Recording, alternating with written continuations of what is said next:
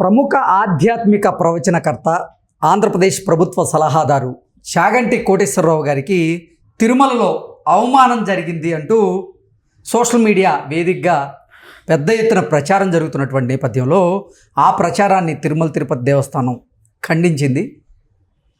ఆయనకి అవమానం జరిగిన ప్రచారంలో వాస్తవం లేదు అంటూ కూడా ఒక క్లారిటీ ఇచ్చేటువంటి ప్రయత్నం చేసిన నేపథ్యంలో అసలు ఈ అంశంలో ఏం జరిగింది అనేది పూర్తి స్థాయిలో మనం విశ్లేషణ చేసుకునేటువంటి ప్రయత్నం చేద్దాం. ప్రస్తుతం మనతో పాటు ఉన్నారు ప్రముఖ రాజకీయ విశ్లేషకులు, ప్రముఖ సీనియర్ జర్నలిస్ట్ దుర్గా వడ్లమణి గారు. వారితో మాట్లాడదాం. దుర్గా, నమస్తే అండి. నమస్తే అండి.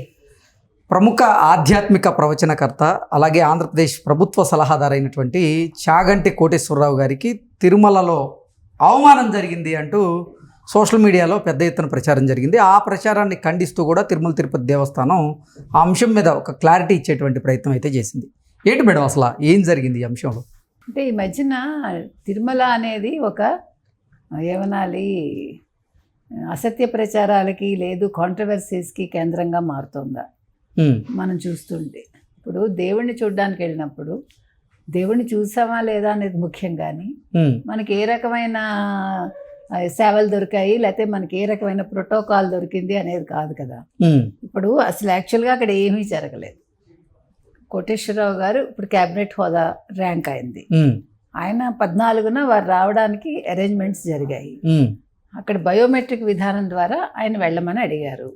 ఆయన సున్నితంగా తిరస్కరించారు. లేదంటే నేను వైకుంఠం క్యూ కాంప్లెక్స్ లో అందరిలాగానే వెళ్తాను, సామాన్య భక్తుల్లాగే నేను వెళ్తాను, పెద్ద మనిషి తరహాగా ఆయన చెప్పారు.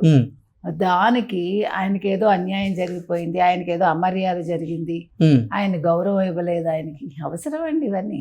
ఇప్పుడు వాళ్ళకి తెలుసు వాళ్ళు ఎలా వెళ్ళాలి, ఎలా వెళ్ళొద్దు. అందులో సాధారణంగా చాగంటి గారు చాలా సింప్లిసిటీ, చాలా సింప్లిసిటీ, ఆయనకి సాదాసీదాగా ఇష్టపడతారు. ఆయన వయసు రీత్యా కూడా అనుకుని ఉండొచ్చు బయోమెట్రిక్లో వెళ్ళొచ్చు కదా అని, తప్పు లేదు. ఆయన వద్దన్నాక అక్కడ ఉండే అధికారులు ఏం చేస్తారు? అసలు ఎందుకు ఇంత గొడవ అండి? ఇప్పుడు ఆయనకి మహతి ఆడిటోరియంలో ఆయన ప్రవచనాలు ఉన్నాయి. ఆయన మరి ఎందుకు క్యాన్సిల్ చేసుకున్నారు ఎవరికి తెలుసు? మీకు నాకు తెలుసా? ప్రతివాడు మాట్లాడేయడమే. ఇప్పుడు ఒక చిన్న అంశం దొరికితే చాలండి, దాన్ని ఎలా వివాదం చేద్దాము, దాన్ని ఎలా కూటమి మీద వేసేద్దాం. మెయిన్ అదే జరుగుతుంది. అసలు తిరుమలలో జరిగే అంశాలకి తెలుగుదేశం కూటమి ప్రభుత్వానికి అంటే సంబంధం ఎంతవరకు చూడాలి మనం. కొన్ని అంశాల్లో ప్రభుత్వం అక్కడ కలగజేసుకోవాలి, కొన్ని వ్యక్తిగత అంశాలకి ప్రభుత్వం ఏం చేస్తుంది? ఇప్పుడు ఇక్కడ కూడా ఆయనకేం అన్యాయం జరగలేదు. అన్యాయం జరిగితే ఆయన బయటకు వచ్చి చెప్పేవారేమో. చక్కగా ఆయన భార్యతో వచ్చారు, కొడుకున్నారు కూడా, అందరూ ఆయనతో కూడా ఉన్నారు, మనం చూసాం. వాళ్ళు బయటకు వచ్చారు, హ్యాపీగా వెళ్ళారు. దాని గురించి ఇంత ఇష్యూ ఏంటండి? మనం చూసాం 6 చనిపోయారు అప్పుడు. దాని గురించి ఇంకా వైసీపీ సాక్షి మీడియా కావచ్చు, లేకపోతే వైసీపీ సోషల్ మీడియా కావచ్చు, ఇంకా రెచ్చిపోతుంది. 6 పట్టించుకోలేదు, 6 ఏం చేయలేదు. మీరు చూసారా? ఎందుకు చేయలేదండి? 25 లక్షలు వాళ్ళకి ప్రకటించారు, ప్రభుత్వం ఇస్తుంది. అక్కడ పుష్పకి మీరు ₹1 కోటి ఇచ్చారు. పుష్ప విషయంలో ₹1 కోటి అంటే వాళ్ళు 1700 కోట్లు ఆ సినిమా తెచ్చుకుంది కదా వాళ్ళ కలెక్షన్ రూపంలో. ఇక్కడే ఉంది. ఇది ప్రభుత్వానికి కొన్ని నామ్స్ ఉంటాయి, నామ్స్ ప్రకారం వెళ్తారు. ఆ మాత్రం జ్ఞానం లేకపోతే ఎట్లాగండి? ఏదో చెప్తారు చూడండి, పిడుక్కి బియ్యానికి ఒకటే మంత్రం అని, అట్లా ఉంది ఇది. ఇప్పుడు తిరుమలలో చాగంటి కోటేశ్వరరావు గారికి అవమానం జరిగింది అంటూ సోషల్ మీడియా వేదికగా ప్రచారం చేస్తుంది ఎవరు? ఇంకెవరండి? సోషల్ మీడియా వాళ్ళే చేస్తున్నారు. ఇక్కడ యాక్చువల్గా ఎవడూ చేయలేదు. వాళ్ళ కుటుంబ సభ్యులు చేయలేదు, చాగంటి వారు చేయలేదు, లేకపోతే చాగంటి వారి అభిమానులు చేయలేదు, ఇటు టీటీడీ వాళ్ళు కూడా ఏమీ చెప్పలేదు. ఇప్పుడు వీళ్ళు ఈ రకంగా ప్రచారం చేయటం వల్ల ఎవరో ఉంటారు కదా పనికిమాలిన ఒక ప్రచారాలు చేసేవాళ్ళు, వాళ్ళు చేస్తే వాళ్ళు వెంటనే క్లారిటీ ఇచ్చారు అధికారులు కూడా. మేము అడిగామండి, ఆయన సున్నితంగా తిరస్కరించారు. బయోమెట్రిక్లో వెళ్ళనమ్మా, నేను ఒక సాధారణ భక్తుడిలాగా వైకుంఠం క్యూ కాంప్లెక్స్లో వెళ్తానని. సాధారణంగానండి దేవుణ్ణి మనం దర్శించుకోవాలంటే అన్లెస్ మీరు ఏదో పెద్ద హై పొజిషన్లో ఉంటే అది వేరే విషయం, టైం లేకపోతే. సాధ్యమైనంత మట్టికి మనం సాధారణ భక్తుల్లా వెళ్ళటమే బాగుంటుంది. అంటే జనరల్గా చెప్తున్నా, ఎప్పుడో మనకు అవకాశం దొరికితే వెళ్ళటం వేరు.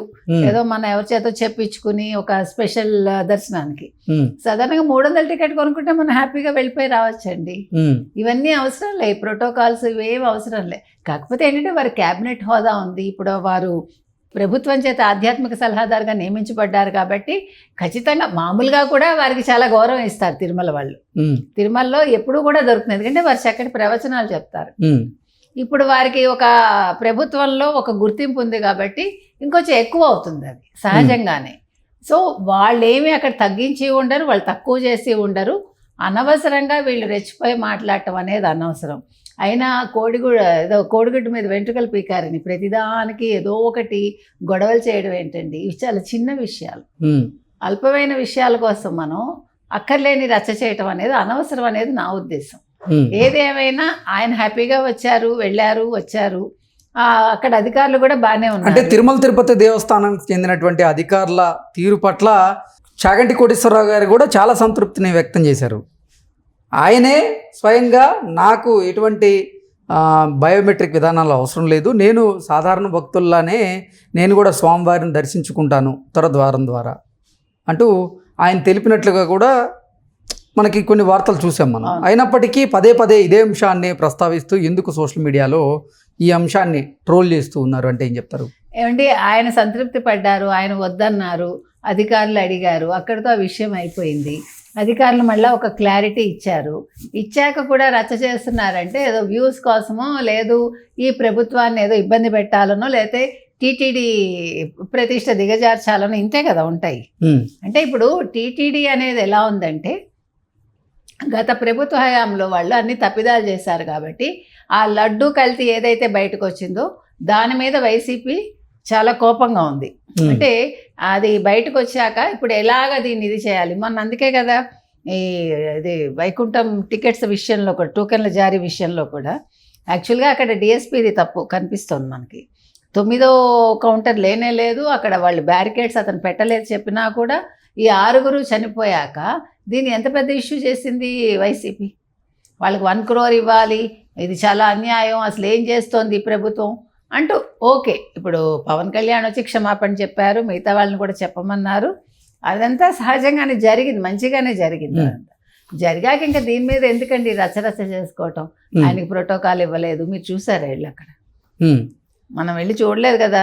ఒకవేళ ప్రోటోకాల్ ఇవ్వకపోతే ఆయన బయటకు వచ్చి మాట్లాడతారు కదా. అంటే చాగంటి కోటేశ్వరరావు గారి కోసం ప్రత్యేక దర్శనం ఏర్పాటు చేస్తూ డిసెంబర్లోనే అసలు తిరుమల తిరుపతి దేవస్థానం అధికారులకి కొన్ని ఆదేశాలు అందినట్లుగా కూడా మనం వార్తల్లో చూసాము. వాళ్ళు 14వ తారీఖు అరేంజ్ చేశారు, వాళ్ళ పనులు వాళ్ళు చేశారు, వాళ్ళు చేయాల్సిన ప్రోటోకాల్ వాళ్ళు చేశారు. ఇవన్నీ అక్కర్లేని వివాదాలండి. వాళ్ళ కుటుంబ సభ్యులు హ్యాపీగానే ఉన్నారు, ఆయన హ్యాపీగానే ఉన్నారు. ఆయన చిన్న చిన్న విషయాలు పట్టించుకునే మనిషి కాదు ఆయన, పెద్ద మనిషి ఆయన. నిజంగా అలా జరిగినా ఆయన మాట్లాడరు, కానీ జరగలేదు అక్కడ ఖచ్చితంగా. అంతవరకు మనం చెప్పగలం. ఓకే అండి, థ్యాంక్ యూ సో మచ్.